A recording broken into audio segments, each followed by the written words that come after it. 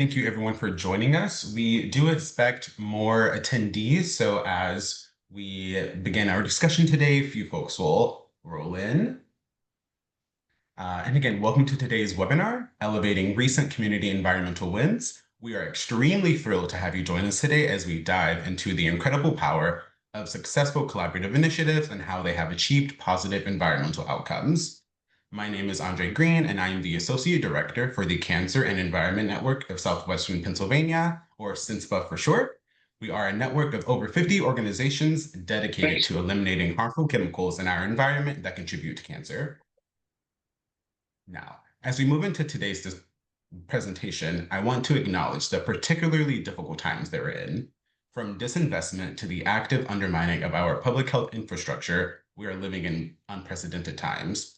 Given this reality, it is even more important that we center partnership and community building to recognize our power to change the systems that continue to harm our health. Now, a fundamental principle of community organizing and advocacy work is creating spaces to celebrate wins. And with that in mind, I want to elevate some recent local environmental wins in the Pittsburgh area from our network organizations and our partners. First, the closure of the Shenango Cokeworks plant has led to immediate health benefits. In the aftermath of the plant's closure, there has been a steep decline in the number of cardiac and pediatric emergency department visits. Now, this data shows us that reducing the amount of fossil fuel combustion significantly impacts positive health outcomes. Now, this win was only achievable by the tireless community work and community air monitoring that was instrumental in holding this facility accountable. The second win, the people of Pittsburgh recently overwhelmingly voted to keep the city's water and sewer systems public. Through public education and community dialogue, water justice organizers led by Pennsylvania United, Pittsburgh United's Our Water campaign, and many other local advocacy organizations focused on water justice mobilized together to ensure this critical victory. And lastly, the final environmental win that I want to amplify today comes from the work of Penn Environment and Three Rivers Waterkeeper. They recently announced the settlement of their lawsuit against Styropec USA Incorporated, a plastics manufacturing facility. The proposed settlement addresses discharges of wastewater and stormwater containing tiny plastic pellets called nurdles, and these plastic pellets were manufactured at the plant. And this landmark victory will directly protect the headwaters of the Ohio River Basin and the people that rely on it for clean water. Now, again, these are only a few examples, very few examples of the incredible work and incredible achievements made on behalf of our local organizations, organizers, and advocates. To continue our momentum, we must share wins to show how collective action can create tangible change in our communities. And now that we've set our intention for today, I am extremely excited to introduce today's speaker, Jess Connor, the Appalachia Director with Beyond Plastics, and Annie Vinatieri, a community leader with the Luzerne County Community Action Coalition. Both speakers will highlight their involvement with the recent Alterra Energy withdrawal in Sugarloaf, Pennsylvania. And without further ado, I would like to officially transition over to you, Jess.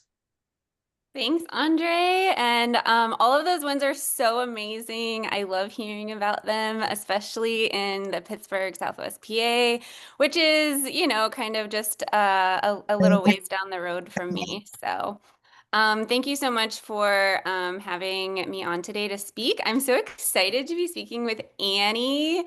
Annie and I have come to know each other quite well over the past few months, and we're still working together on a couple things that Annie will talk to you about. But I'm going to go ahead and share my screen. And I would also like to recognize that there are some really incredible folks who worked on this site fight specifically who are on the call today. So if you can we do like something like this because like Sandy's on here and Chris and I can't see everyone right now. I'm sorry, I'm in share mode, but this win does not belong to Beyond Plastics. It belongs to all of us. So I just want to acknowledge that. Okay, so Power of the People. We have another environmental victory, and it's kind of a victory with a caveat, right? For Sugarloaf. We want to celebrate those wins, but we want to stay vigilant. Um, so today I'm going to talk to you mostly about being able to identify some key allies when you are navigating the environmental advocacy space. We're going to talk a little bit about some of the strategies that we use to maintain success in that coalition. We'll talk about some insight into the processes and timelines that we went through this fight specifically, as well as like being able to achieve environmental policy changes. And then we'll talk a little bit about methods for sustaining those victories and moving forward after you have a quote unquote win. So we'll start there. All right, so this slide has a lot of words on it, but really I wanted to just highlight, and I know you can't read all of those, but the main way that we found out about this, or at least that it came across my desk, was Andrew Woomer from Clean Air Council tipped something in my direction, and it was the supervisor meeting minutes from March about Ultera and their proposal. And so it was just in publicly available space is how we found out about this, but it's in like the smallest space on the internet that you could possibly search in. So it's not like there's a website that posts these things, although Oil and Gas Watch does a good job of notifying us. Usually, we send that information over to EIP and then they post that out. So I kudos to Clean Air Council for remaining vigilant on that. And if there were someone else that found out about it before then, I'm sorry, I don't know. That's just how I came about it. So the campaign goal for these, I think is really important to note, is to prevent pollution harms from a chemical recycling proposal. We're not necessarily fighting companies. We're fighting the harms from the pollution that is proposed in the community. And I think that's a really important start when you make your goal. And this also could potentially prevent you from getting sued, and your council people from getting sued. So we need to stay safe, and we need to make sure to protect each other in that. As you know, Ultera Energy proposed a massive plastics pyrolysis facility in Sugarloaf. It had proposed to process over 100,000 tons of plastic waste every year. Pyrolysis is a form of incineration, although chemical recycling as an umbrella is not all incineration. Pyrolysis is, as the EPA defines it. And this is important because that is how it falls under the Clean Air Act. And so that provides protections for us to continue to call pyrolysis a form of incineration. There are a lot of health risks associated with this. Obviously, we know that operating these facilities produces air pollution all the time, and most of them do operate all the time if they are operating. So they do release carcinogens, which are cancer-causing chemicals, such as benzene, dioxins, which stick around in the environment for a long time. VOC stands for volatile organic compounds.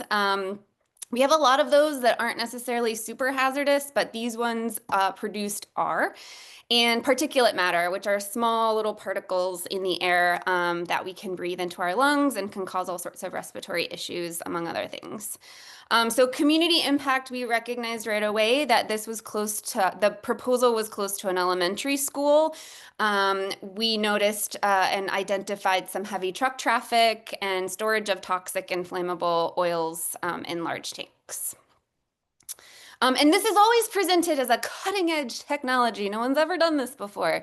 And oftentimes that's because the technology to scale at this level just simply does not exist. So some of the campaign alliances that we formed right away, and thanks to Annie and friends at the local level, formed key groups. So the Luzerne County Community Action Coalition, Save Our Susquehanna, Sandy is on here. These are some of the really incredible on-the-ground local advocates who most likely are not getting paid like some of us here on this call today. They're doing this on their own time in addition to their full-time jobs and their, all their other social things. that they want to involve themselves in. So being able to drive that awareness through these key groups, through town halls and local outreach. I know Physicians for Social Responsibility was on the ground really quickly.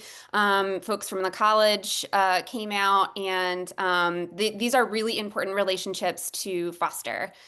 The second thing that we did is obviously the big name groups come in, Beyond Plastics, Moms Clean Air Force. I put Physicians for Social Responsibility PA in the big names, but I feel like, and Chris, you could correct me, but you guys are amazing and you're scrappy and I love it. And it's just really important to collaborate. Environmental Health Project was incredible. They provided a lot of technical expertise here in the ground. So I have a map dispersion there that they did, and this was modeled after the proposed air permit, and also from, I think they looked at what the base facility is in Akron, Ohio to develop this. And this is really impactful. So this shows the potential pollution based on wind direction and weather patterns. And so being able to utilize that technical expertise with, the local knowledge of who lives where, we can pinpoint, influential leaders, businesses, and things like that to really support the effort.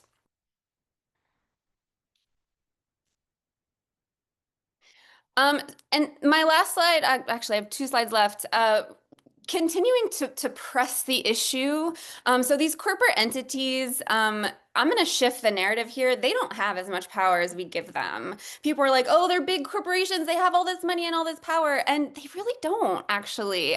We are the body. We are the people. And so these corporate entities will eventually withdraw because their guarantees are no longer guarantees. And their smooth process is no longer a smooth process because we call them out on it and we have the receipts to verify that. So continuing to engage in these group efforts to apply that pressure. Mostly, I think we engaged in the Board of Supervisors, and Annie played a huge role in that, always showing up. And then being able to identify, again, those technical challenges about the scientifically backed data that supports what we're saying, and letting folks know that this is going to elevate their risk of quality of life. So not just health, but also, traffic, being able to get to work, noise, odors. Identifying all of those things up front to let people know that, we don't really want this here. And I think one of the things that I like to do, and I know a lot of folks on this call are in support of that, is we like to take that NIMBY, the not in my backyard thought process, and apply that broadly, that this is not only just our backyard, but this is a documented and unacceptable public health risk for Pennsylvania. And we did that by broadening from Luzerne County, from Sugarloaf to Luzerne County, and being able to expand that to, it's not just here, but it's everywhere. This is not acceptable anywhere. And then my last slide here, again, I'm sorry it's so word heavy. I was just trying to do something really quick and easy. I do not like word heavy slides. I like more pictures, but here we are. So August 8th, Altera, so March was that date that we found out. So a few short months later, after significant public pressure applied, August 8th, Altera did officially withdraw its proposal by sending a letter, which you'll see on the left. I don't know if you can read that or not, but the letter was to the Board of Supervisors stating that they were going to withdraw their proposal. And then the Waste Dive article came out, and then there's another article on the right that talks about Annie and Josephine and all the folks that came out for that town hall. So they're going to cite that it's a technical hurdle about the landowner. Well, we wanted to rent and they want to sell. And it's always going to be something that isn't, well, the community didn't want us there. But, I think that it maybe is a collective of all of those things. And, the result is for the community that they don't have to endure that pollution. So, if that company were to come in and propose something sustainable, something that would be, not causing any harmful pollution, I don't think the community would be opposed to them as a company. And I think, again, that's really important to point out that, our opposition was specifically to the pollution harms.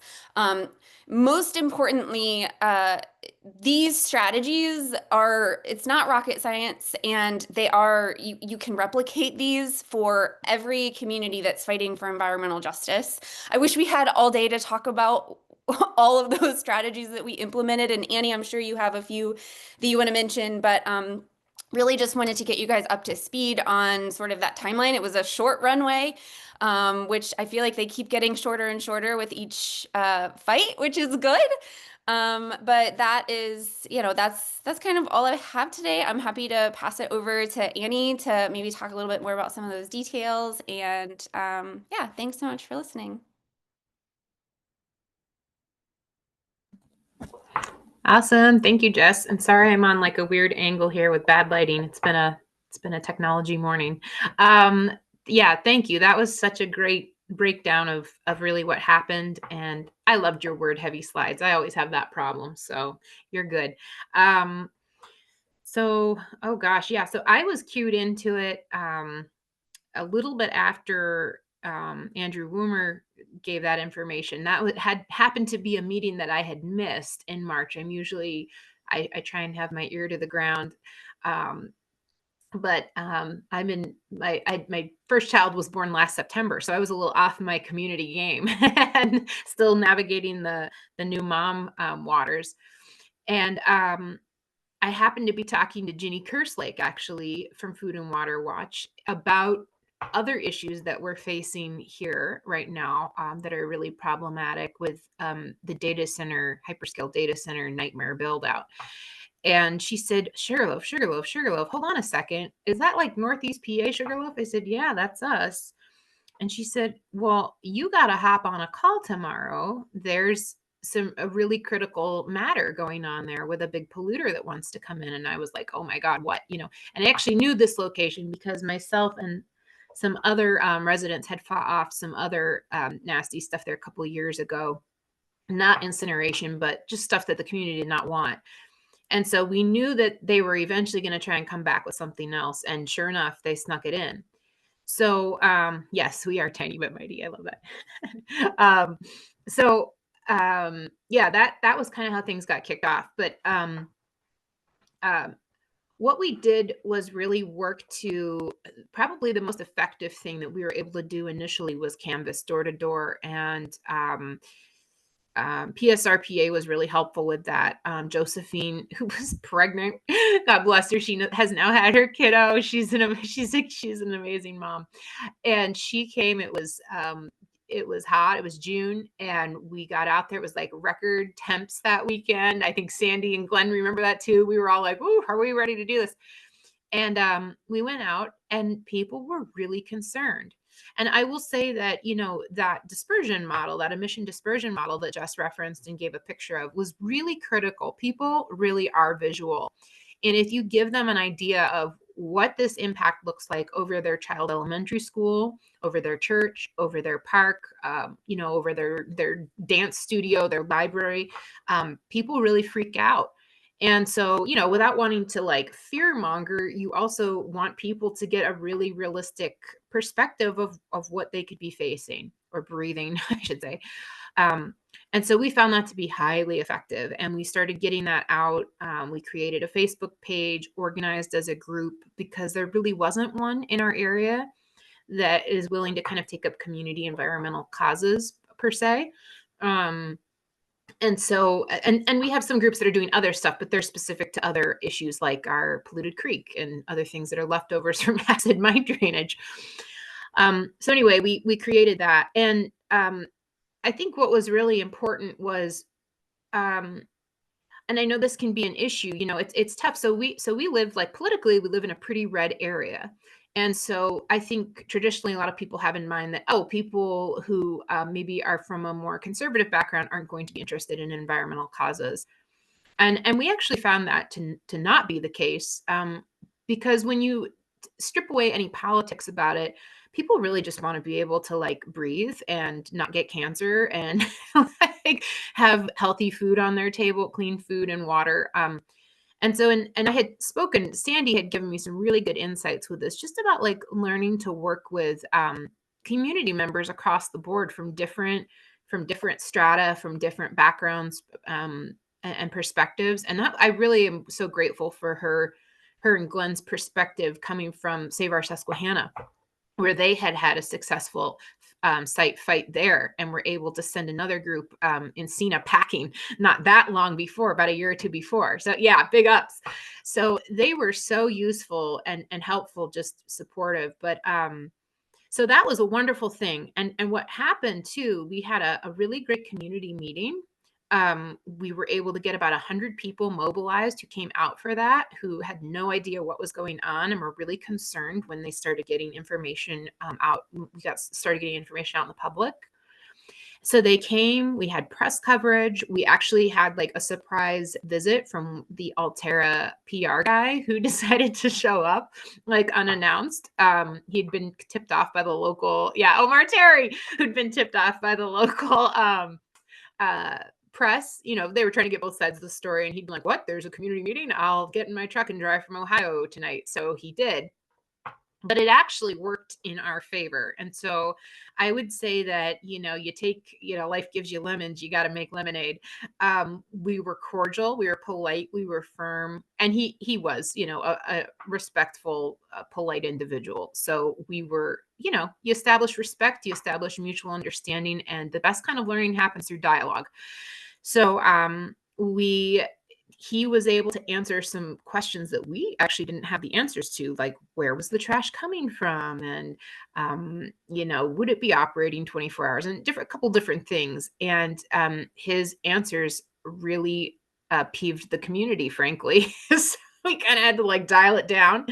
But that, it was going to be the tri-state area in New York, New Jersey, and Philly. And so that really didn't settle with people, right? Because we've already had like water incursions and things like that in our area from New York City. And so we've had other, things threatened by kind of big urban usage. Obviously they have needs too, but so there's been a lot of dispute in that in the past. But anyway, so that really helped, and that set the tone. We then were able to gather, emails, get people's contact information, get people signed up. Clean Air Council was awesome and helped us get yard signs to kind of get the word out there and create a visual, elevate the profile in the community about what was going on. Just so many other people helped. Deirdre from Ohio River Valley Institute, Taylor. I mean, so many people. I can't even tell, because she's from the Berwick area originally. So she said, hey, I care about this, even though it's a little outside of my area.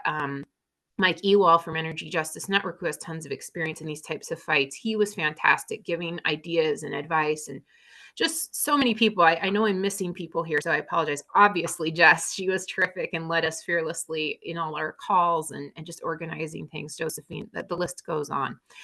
So, and PK, who was awesome and showed up. She's also shown up in a lot of calls too and been very supportive. So now what we're kind of doing, some of our allies too were other community groups. Like I said, that Creek group helped a little bit.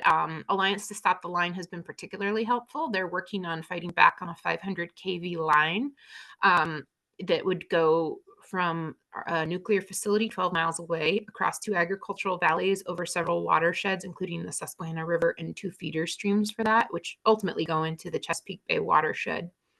And then on up to a data center where they have clear cut about 1,300 acres and have devastated an Indiana bat population that's an endangered species. There's been all kinds of, we're very concerned about the environmental fallout. So we're fighting that. We've been fighting that. We're going to continue fighting that. We have actually a very critical meeting tonight in Hazel Township. And so send us all the good juju. We need it. Things are very, very corrupt there.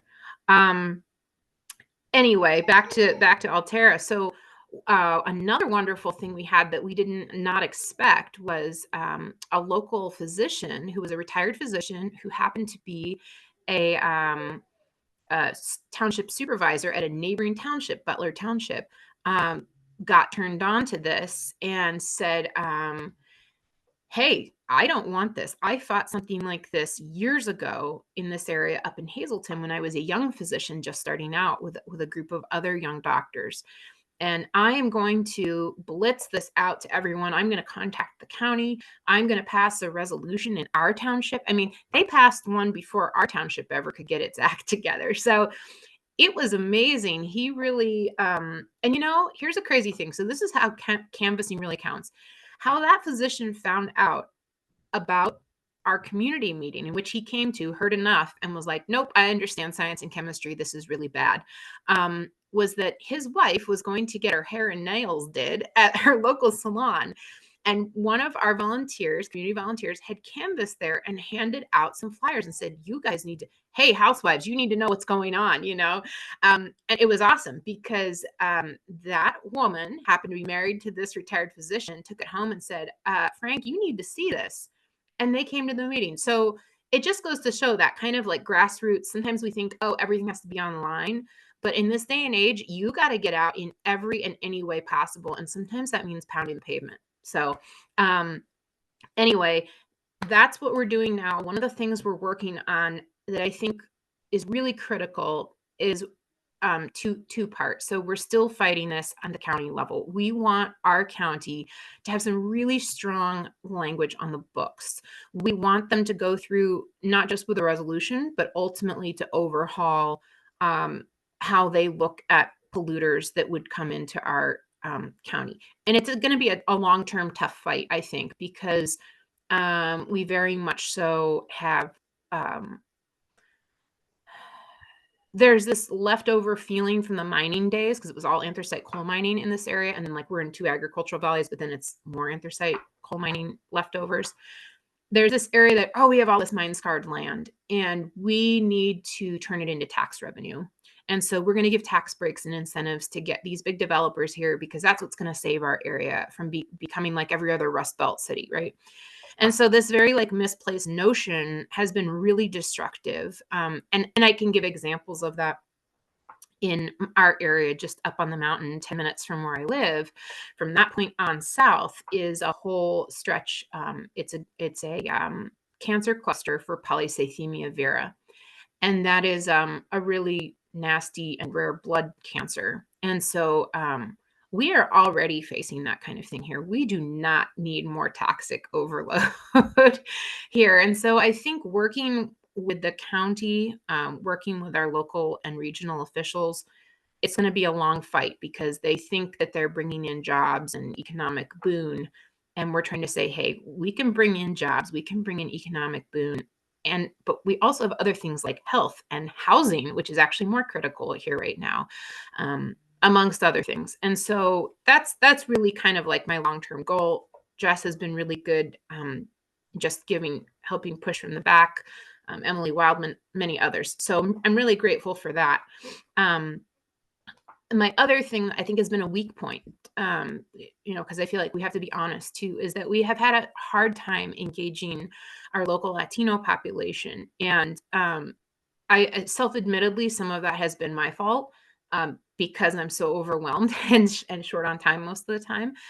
But we have been making some headway. It's been slow but sure. But I really think that's critical because just up in Hazleton, like I said, 10, 15 minutes from me, the population there is over 60% Latino, particularly Dominican Republic. And so it's really important that they are engaged. There's a large, they have a very high, like we have a youth population that's booming, right? And kind of a baby boom going on up in town. And so like, this is so critical for them. This is their land. This is our land. We all share this space and we need to, yeah, I'm open too. If anyone wants to like ever collaborate or reach out to me, I'm open to those kinds of ideas.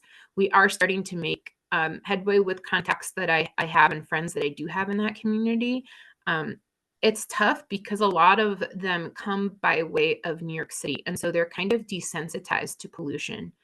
And so they come here and they're kind of like, yeah, well, that's industrial. So what we're trying to do is say like, okay, but we don't have to be a big city, and your kids and you deserve better. And let me explain why this is bad and why it should be important to you. And once you start doing that, there actually is headway that's made, but sometimes there's like that initial like disinterest or resistance or kind of like, well, so I think that's where I really want to be going moving forward, along with our action on the local and county level. And I've probably exceeded my time, so I don't want to go too far, but yeah, I just think there's so many different right now. What we're having to shift a lot of our focus on while still taking care of this. We never really got a break. So we did celebrate. We had a great phone call. We took a breather for a day or two, and then it's kind of been back to the races with what's going on with the data center build out. I will say that the best thing, at least with, and really this goes for everything, the best local strategy anyone can have is start going to your meetings, start reading your agendas, and start pushing for up-to-date ordinance changes that have really strong environmental protection language, and work with and become as friendly as you can with your township office staff, your zoning board, your supervisors, or whatever. If you have a different structure of government, that's what it is around here for a lot of the municipalities, but there's also boroughs and cities. And it's so important, and it's time sensitive right now, because what we're seeing is like even I think Bill Gates came out the other day and was like, well, I might have misspoken on climate change stuff. So like a lot of these talking heads are backpedaling on stuff, and I see Sandy smiling because she's all about this and understands a lot of it with climate reality. You know, money and convenience are ruling right now, like in a way, probably in a really unprecedented way, like we've never seen, because of the hyperscale data center push. And so because of that, though, we have to face that there are going to be major environmental incursions coming in, regardless of whether people think we need air or not. I'm not here to argue that. I have my own personal feelings on that. But we know that a lot of them, almost all of them, have to have some kind of backup generation or power. And often what we're seeing is things like giant diesel generators coming in and pumping so much, spewing crap into the air. A lot of it is evading. They're doing loopholes to pass EPA stack emissions tests, things like this. Then what we're finding out, and this is one of the questions I'll be asking tonight at the Hazel Township meeting, is what are you doing to treat the water for sedimentation? So when they're huge power gluts and water gluts, these hyperscale data centers.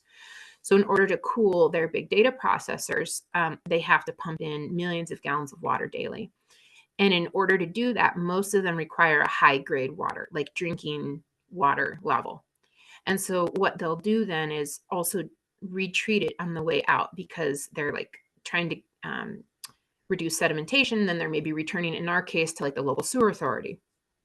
Well, what we're finding out is the chemicals and some of the stuff they're using, the process they are using, may actually be involving PFAS. So, we're talking like at every turn, we're facing more, plastics in our water, more toxic overload that we really don't want or need. So I just recommend to everyone, if you live in a small township, if you live in a big one, it doesn't matter. Go and look up your zoning ordinance. Find out first off if your zoning is, if it allows for by right zoning, that's by right, or conditional use. It's really the gold standard you want for ordinances is where a developer or a group has to come in, a company has to come in and has to go through the conditional use process, because it's typically much more stringent. There can be more hearings. There's more public interface, more announcements. They have to get pretty much every step that they're getting granted and discussed publicly. If it's by right and they can kind of slide it under that, they will get in as much as they can and say, well, we're entitled to this because in your old outdated industrial zone zoning language for your municipality, you don't really designate X, Y, or Z. We fall under this general classification. Therefore, we'll kind of fudge things, or we just won't be honest about things. So it's really important to talk with your local zoning board, your local supervisors, and make sure that they're addressing this. And if their solicitor doesn't know what he's doing, or she doesn't know what they're doing, which is usually the case, they're either out of it, or in our case, complicit with what with the developers. Then it's you need to reach out and look at some other options. And I would suggest there's been a couple groups that have come out with some really good model ordinances. Physicians for Social Responsibility PA have come out with some. Food and Water Watch have come out with some. I know there's some other groups that have come out with them as well. You can easily probably throw that in the chat and ask, or reach out to any of us, and we could give you copies of that. It's free, and that's a really good starting place, especially if it's like a small rural community and they go, "Gosh, I'm a farmer by day. I do supervising kind of as my public duty once or twice a month. I don't know where to begin with this. It's a little overwhelming for me." So we can give them that rubric, and it's really about empowering your community. People have been told for so long that the experts have to tell them every single thing, and we need experts. Experts are fantastic. We want doctors, we want scientists, we want experts. That's so critical.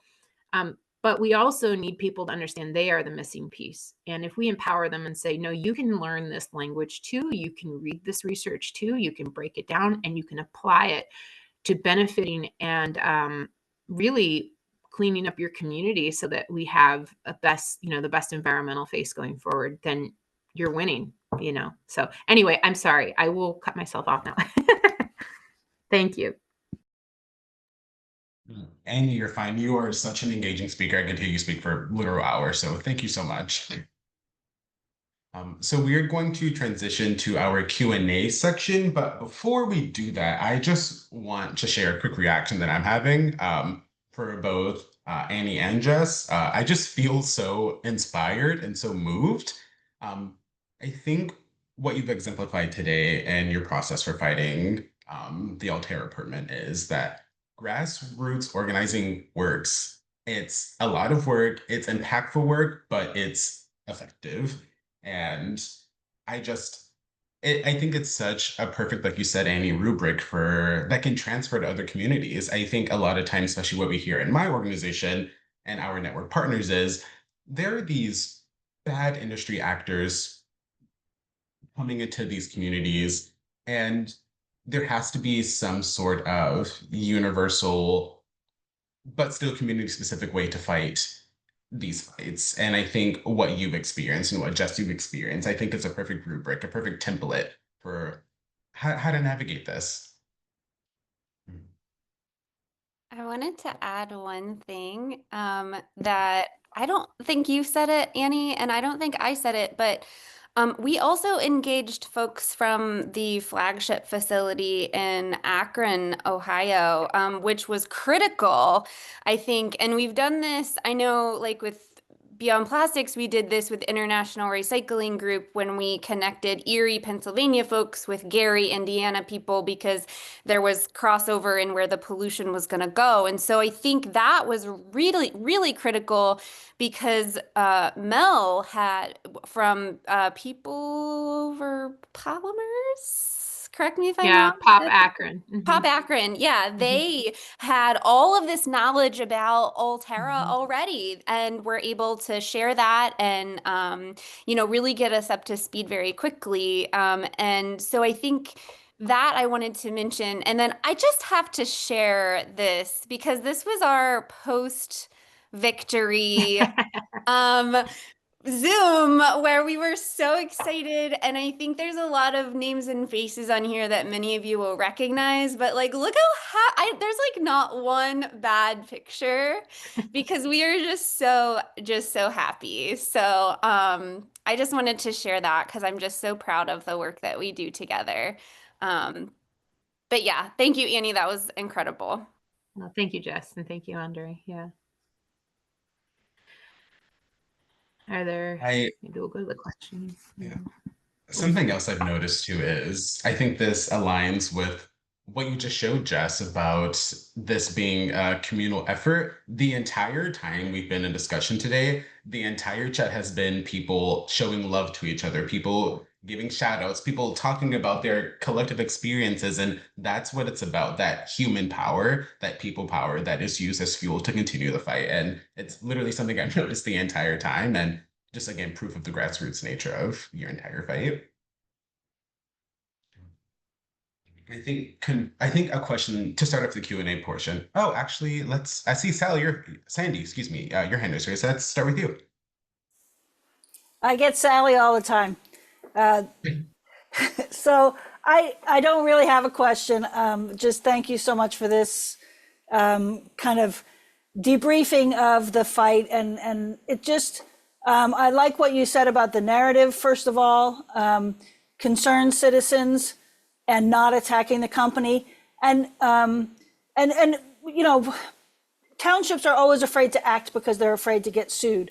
But if they can say that concerned citizens are banging on their doors, you know, they represent us and they have to know that. And so I think that's a great way to go. But I also want to point out that, and I'm glad, Annie, that you brought in this whole data center thing, because now it seems like they're putting aside plastic as their bad idea and they're bringing in data centers as their new bad idea.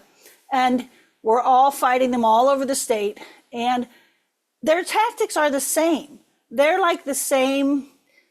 They don't change their tactics. They come in, they talk to the supervisors, you know, behind the scenes. In some cases, they're getting them to sign NDAs. They disregard the concerns of the local people. You know, nobody lives here. There's nothing here. And the rest of us are like, wait a minute, that's somebody's really nice farm. We like that. And so it's just the same tactics that they use. I wrote some things down here.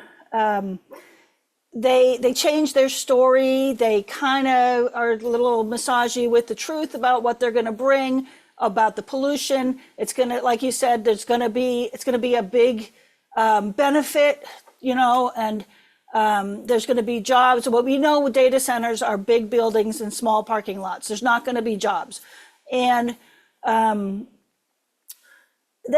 they start copying your tactics, then you know you're winning. So like, you have a public meeting, they have a public meeting at the same time. You get yard signs, they get yard signs. You know, when that starts to happen, you're starting to make your difference. And I've seen it, you know, time and again. And we just have to remember what you guys are saying, that we have the power. And all of these data centers, they're so speculative. Who knows how many of them are actually going to get built, right? And it's just, they're just throwing everything at the wall, and we just have to fight them all one by one by one by one. And it's a ton of work, but we got this. And so I wish I had a question at the end of it, but I'm sorry, I'm doing that academic thing where you just talk and have a comment. Love that, Sandy. Thank you. All good stuff. I agree.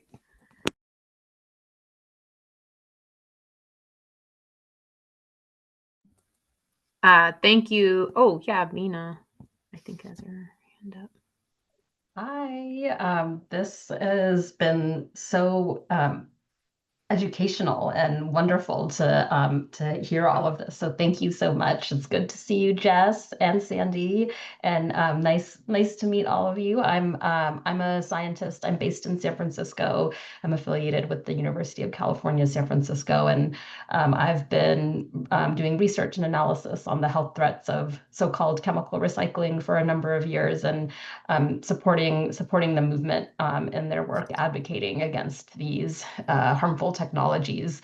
And I also don't totally have a question, just a couple comments and a note for everyone to watch out for this company from California called Resynergy that was trying to site in Rohnert Park, California, and the community there was successful in pushing them out, getting them to withdraw their application. However, the company says they're looking for somewhere else to go. So I'm just going to drop the name in the chat and my email as well.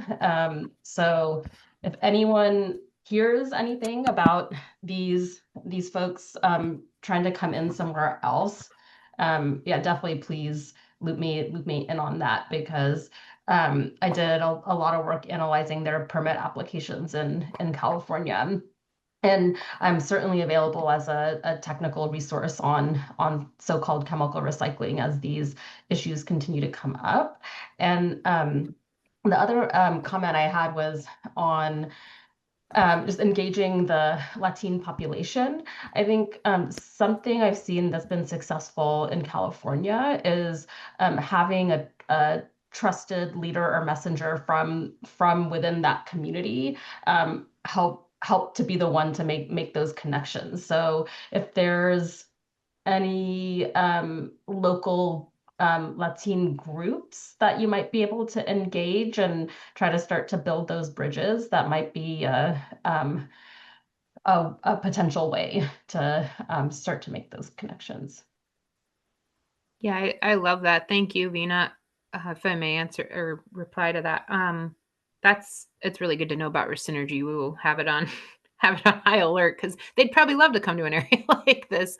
But I appreciate your comments about engaging with the Latino community. I think one of the challenges we've had here, so it's my family's actually from Southern California originally, so I'm really familiar with their community out there. And I would say it's a bit, I have found that it's a bit different than, so Dominicans, it's, just a very different cultural structure, but the language is shared. So in that regard, there's similarities, but there's a lot of differences too. And the problem I've encountered is that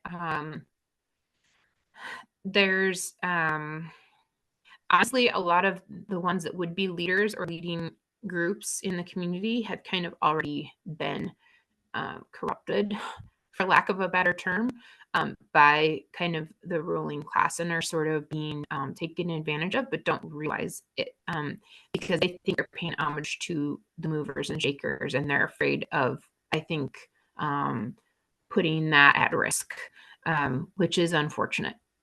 So while I wish that would work for us, I don't know. I have to keep thinking creatively.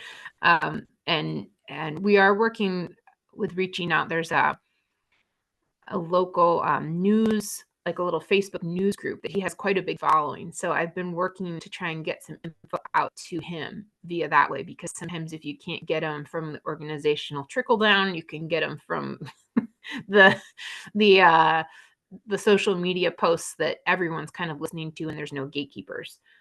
So we'll keep, I appreciate that insight, and maybe I'm missing something in there too, but I'm not giving up, because everyone has to be involved in this. It's critical. Yeah. Thank you, Vina. I want to hop in here too, just to shout out to Vina, and I put this in the chat.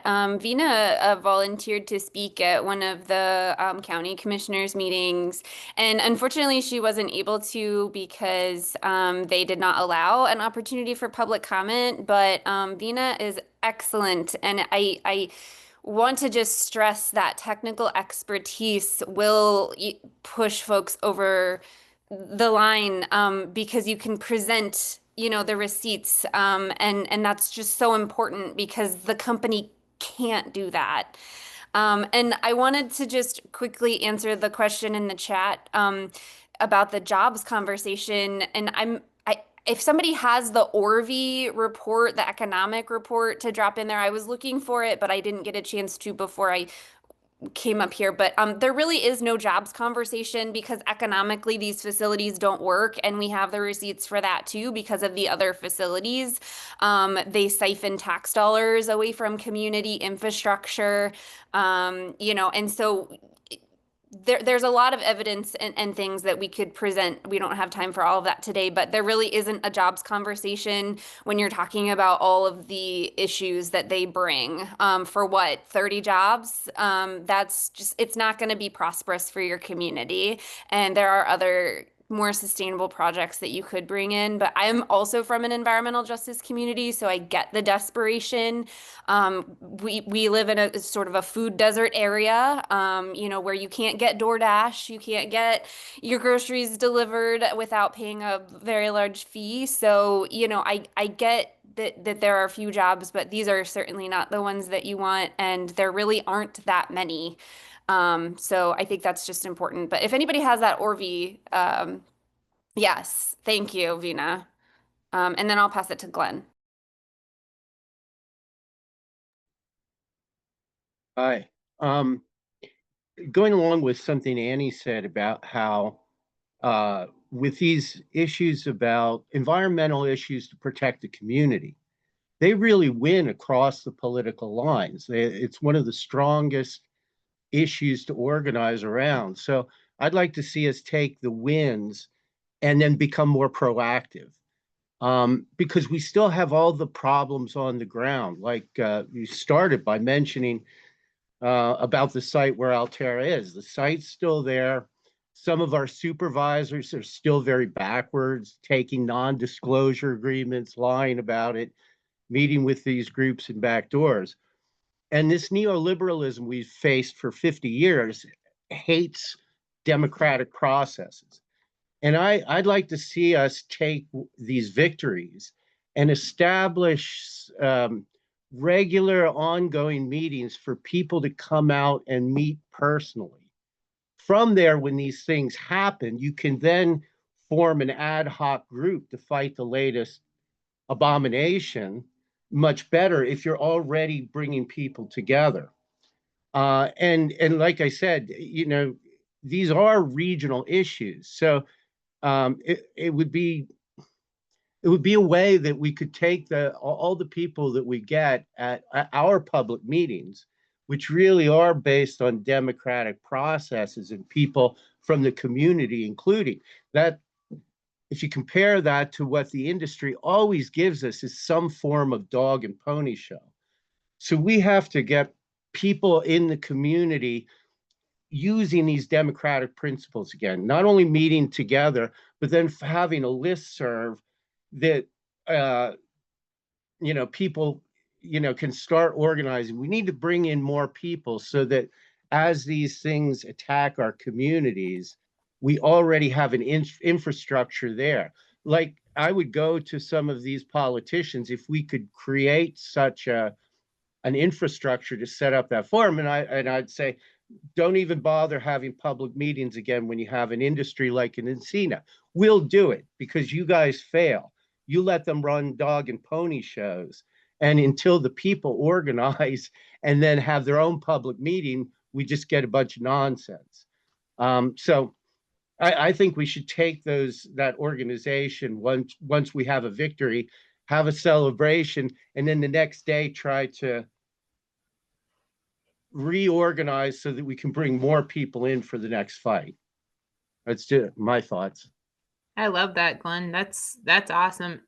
What we're looking at right now in a related field, because you're absolutely hitting right on the nerve of it, is we're up actually not too far from you, Glenn. There's a good group that has been formed called Concerned Citizens for Montour County.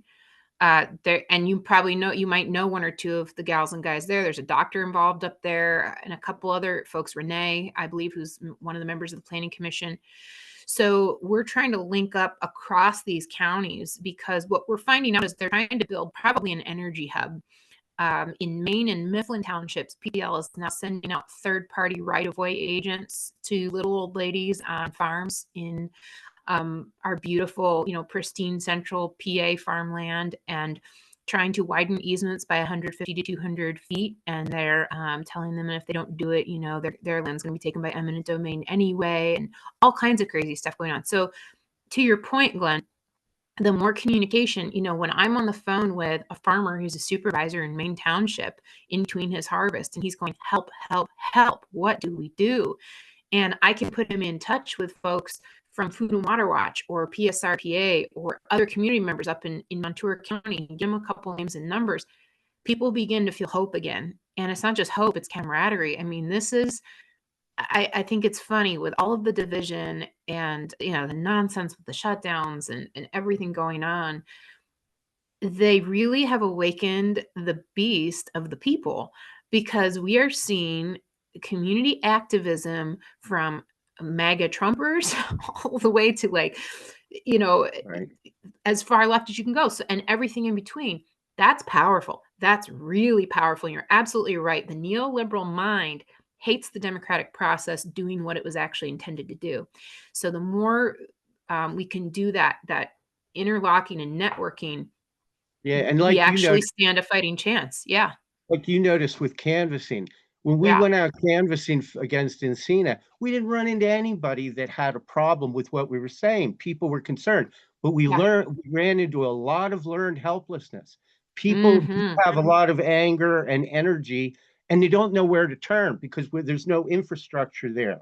Yeah. Um, Yeah. and yeah, we've got to combat the hopelessness and the atomized communities. You know, people are sitting Yeah. right next to each other wanting to get involved, and we have to do that. That We organization. have to empower them. Yeah, you're absolutely right. Power. That learned helplessness is so ingrained in this area, and I think and Jess can probably speak to it, and maybe I think Amanda, who was commenting too in West Virginia, like we are in communities where the people have been down and they've been kicked a lot while they're down, and they've never had a chance to get up. And so they are scrapping and doing whatever they can, and they're going to buy into a lot of narratives to create inner fighting and liberal versus conservative, and all the things are being told, right? Because that's all smoke screen, so the truth cannot be seen. One of my favorite quotes from In Living Color, if you remember that sketch comedy show in the 90s, it's from a great sketch, but it's Jim Carrey plays this environmental guy who they're all making fun of, but that's his little saying, and I love it because it is so true, and it applies to pyrolysis, smoke screen. So you're absolutely right. If we can take someone going, well, this how it was, and this how it was for my granddaddy and my great granddaddy, and we were in the mines, and that's our life, and we've had nothing and no one, and it's not going to get any better. It's all corrupt. Well, it is until we choose to change the narrative. So that's where it's got to go. And you're absolutely right, Glenn, everything you said. And by the way, Glenn was sitting at a table the night of our big community meeting. He was there working that crowd, taking the microphone around, like facilitating community dialogue. You guys are all rock stars. I've learned so much just from you guys in the last couple of months. I mean, truly, I would not, none of this would have happened without the help that we had. But to wake up that morning and get that text, it was like this quiet murmur. It was like, is it real? Is this happening? We were getting like texts from somebody whose nephew works in a local politician's office. We just got a letter. I need a copy of the letter. And before you know it, oh, they're pulling out. Like it was just such a wonderful feeling. So we just need to keep replicating that in all of our communities and keep this energy high, like you're saying. Yeah. I know we have like 2 minutes. I just wanted to I think Mary Krupa was on the call with Sobi in Youngstown, Ohio, and this was another site fight that was near and dear to my heart because I actually live in this community now, and it was my very first one. But I think with that one, the reason I bring it up is because the policy angle was essentially how that died a slow, dark death because they, passed the resolution and then the next year passed a moratorium, and then the moratorium was extended again, and now they're in repossession, and we're still working to get the EPA to revoke the air permit. And so even though the facility isn't moving forward, we want to continue to push them as far back as we can. And again, it's not necessarily the facility, it's the pollution harms because of that. But I think being able to pass that common sense, the resolutions, like what Annie, is, with the county level, even if the company withdraws, we need to continue to pursue those because that's really where we're going to get the most benefit from our campaign, the lasting effects.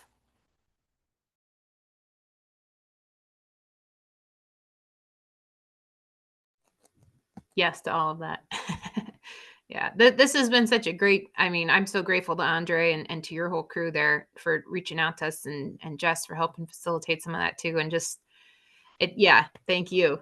This is, when I get to talk about this and relive what's going on, it does give me hope. I will say one other little fun thing.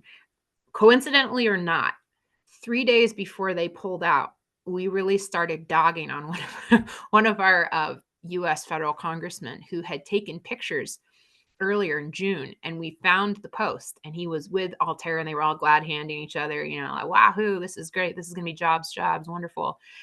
and we put them on blast, and other people in the group did. Now, I mean, we were polite about it, but we were like, no, thank you. We asked for you to dialogue with us. This is not what our communities want or need. This is not healthy.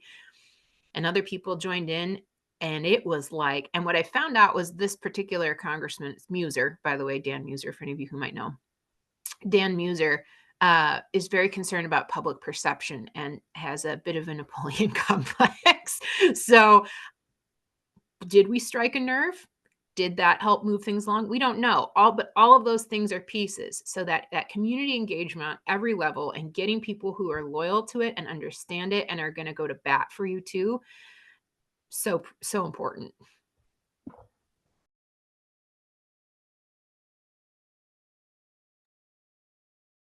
I think those are fantastic words to end today's call, Annie. I just want to thank all of the attendees today for joining in on the critical conversation. And I also just want to express my deep, deep gratitude to Annie and Jess today for sharing their time and expertise. I feel inspired. I hope we all feel inspired to continue the fight that we all experience. So thank you so much. This is not the last time you heard from us, and I'm excited to communicate again. So thank you so much, everyone. Thanks, Thank Andre. you. Bye-bye.